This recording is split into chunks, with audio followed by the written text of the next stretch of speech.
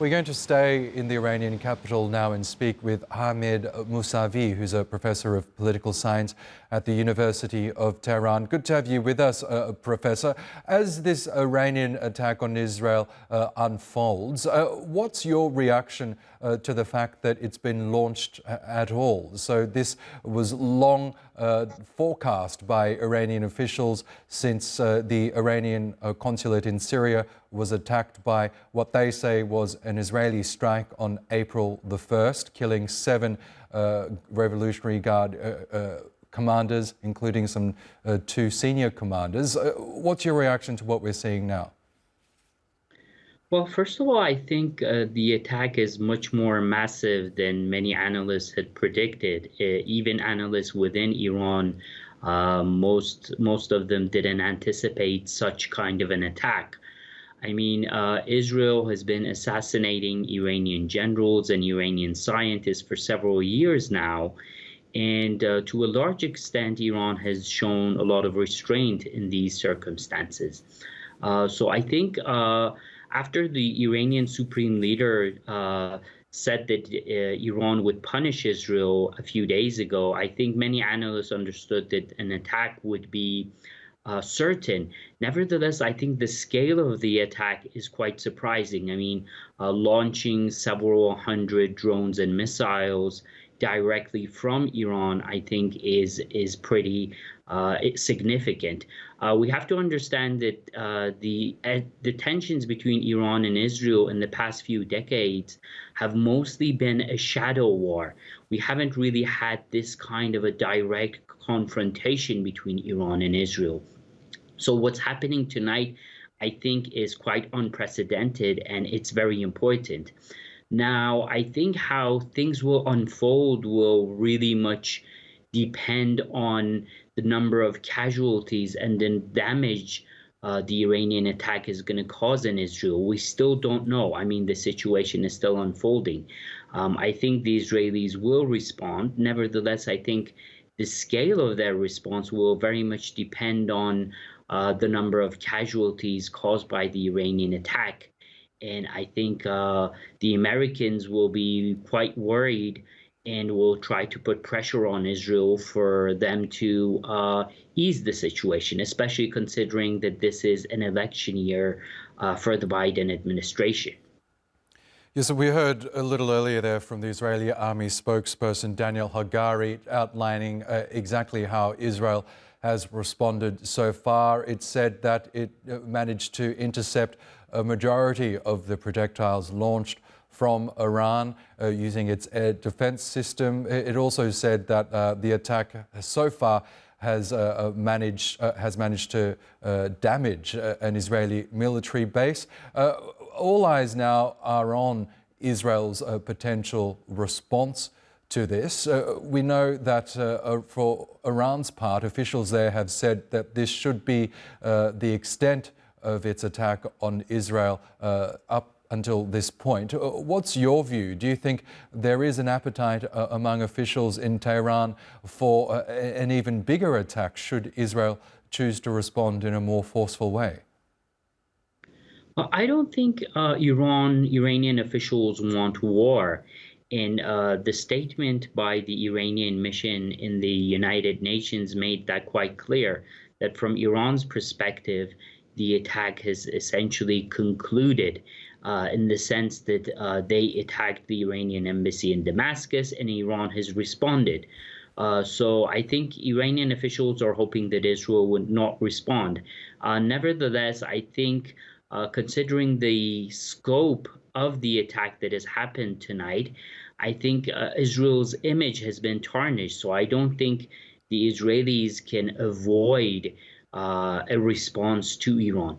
Nevertheless, I think if the response of the Israelis is a weak one, then things will settle down and we won't see an escalation of the conflict. However, if the Israelis decide to launch a significant attack on Iran, one involving casualties, then I think in turn the Iranians will now have to respond to that attack, and we would perhaps see an escalation of the tensions between Iran and Israel. So I think the ball is essentially in Israel's court, and we'll have to wait and see what the Israelis do.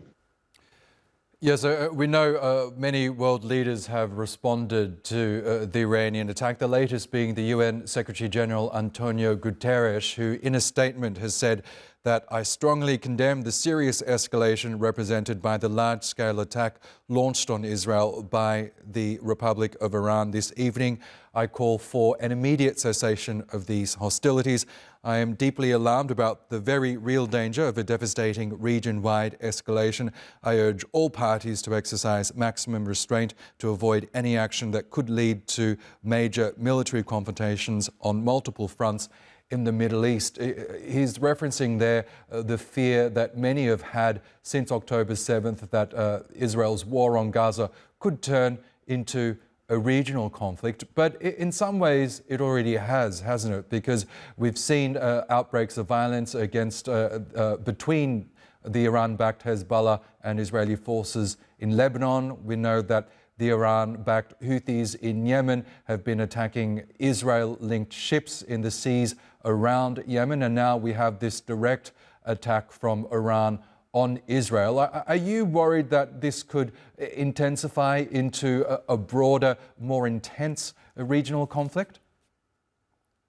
I mean, there's always the possibility of miscalculation and the possibility of turning into a major war.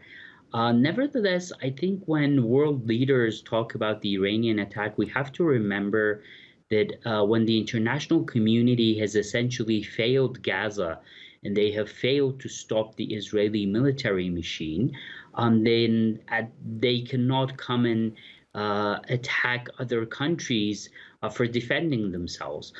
So for example, especially when I'm saying this, I'm talking especially about the Americans. I mean, the Biden administration has been providing Israel with ammunition, with money, vetoing Security Council resolutions in favor of Israel. So when you allow that kind of genocide that is ongoing in Gaza to continue, then when things escalate, you could not come and say that we denounce this and we're calling on all sides to, settle down.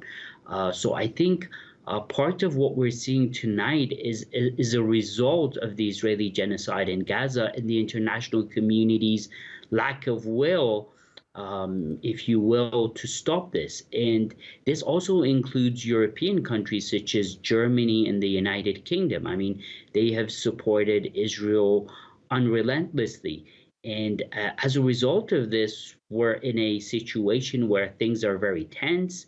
If the war in Gaza continues, then things might even get worse in terms of the regional tensions that you talked about.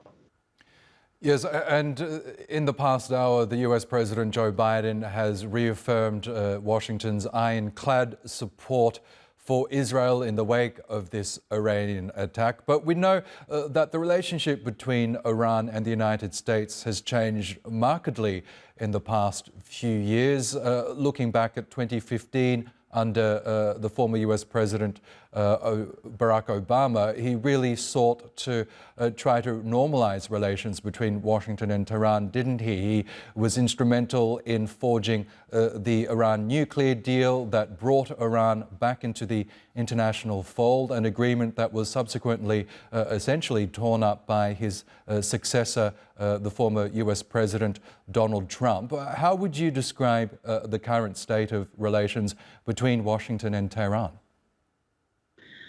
I mean, as you point out, the relations are not on a positive note, but even on that issue, the Israelis have been playing a major role. So, for example, when the Trump administration came into power, one of the main reasons for him to withdraw from the nuclear deal was the Israeli lobby. And this is not an accusation. I mean, they were very open about it. Institutes such as AIPAC or the Washington Institute or the Foundation for Defense of Democracy, FDD.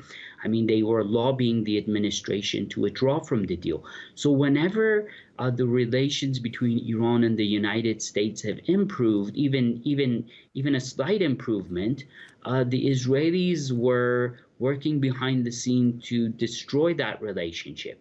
And this is especially true regarding the Netanyahu government. I mean, when the Biden administration came into power and they were working behind the scenes and they were negotiating with Iran for a return to the JCPOA, the Iranian nuclear deal, again, you had the Israeli government lobbying and preventing the Biden administration from returning to the deal and reaching a deal with Iran.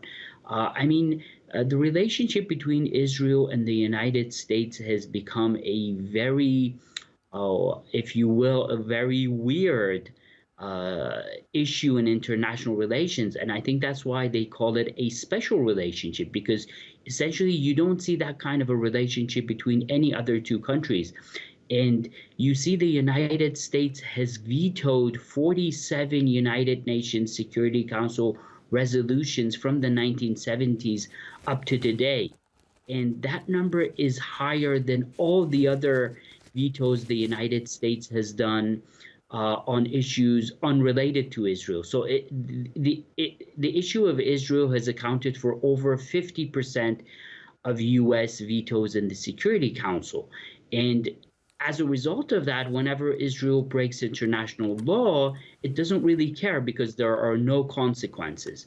So, for example, when it is starving the people of Gaza, not giving them food and water, which is against international law and it's considered a war crime, it doesn't really care because the maximum consequence that it would have an opinion, it would have a impact on public opinion. It wouldn't really lead to sanctions or military intervention, etc., all because of the protection the United States is providing Israel.